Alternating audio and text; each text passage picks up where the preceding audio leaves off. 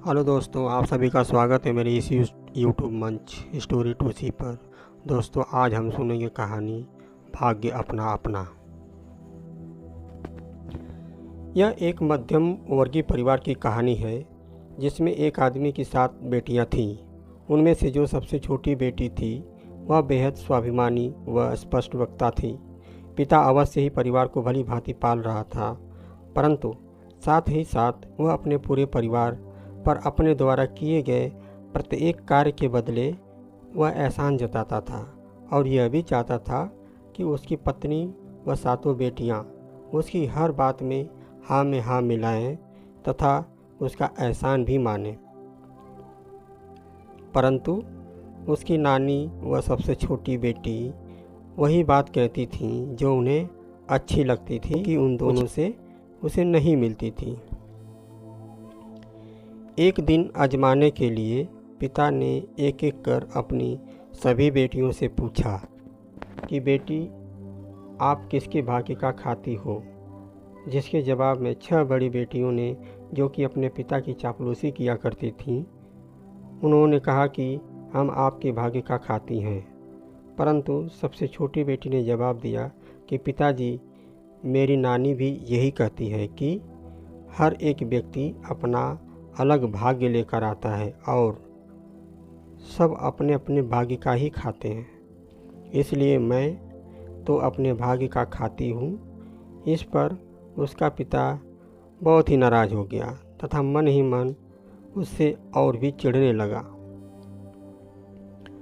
समय आने पर पिता ने बड़ी बड़ी 6 बेटियों का विवाह अपनी पूरी कोशिश के साथ एक से एक अच्छे घर में किया तथा सबसे छोटी बेटी के लिए जंगल जंगल घूमकर एक पागल को ढूंढकर उसके साथ विवाह रचा दिया ताकि बेटी को वह सबक सिखा सके।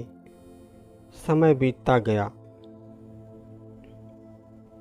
और सबसे छोटी बेटी अपने पागल पति की सेवा में लगी रहती थी और उसके इलाज के लिए तरह तरह के उपाय व वैद्य हकीमों के पास उसको ले जाकर उसका इलाज करवाती थी।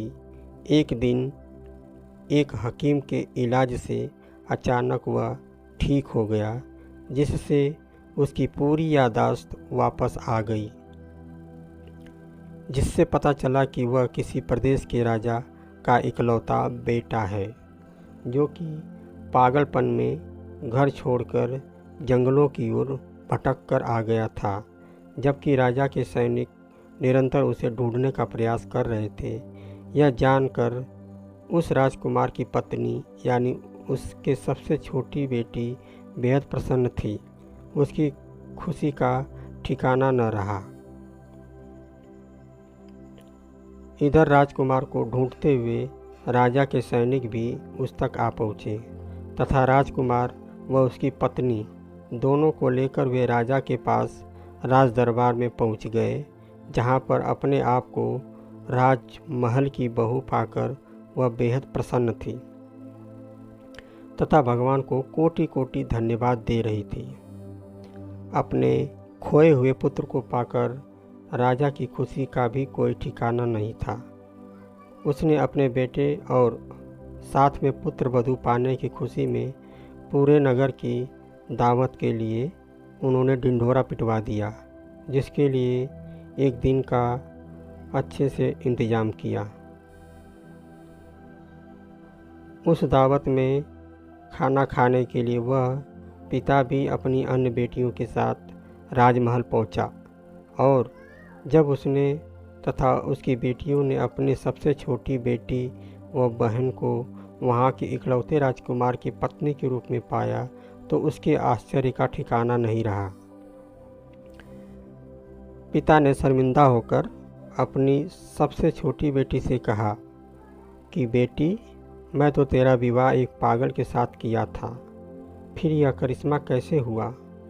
तब बेटी ने जवाब दिया कि पिताजी, हर कोई अपना अपना भाग्य लेकर आता है। जैसा कि मेरी नानी कहा करती थी, आपने तो जानबूझकर मेरी शादी एक पागल के साथ की थी, परंतु मेरे भाग्य में एक राजकुमार से विवाह लिखा हुआ था जिसको आप नहीं बदल पाए। अतः आज मैं भी यही कहती हूँ कि मैं अपने भाग्य का खाती हूँ।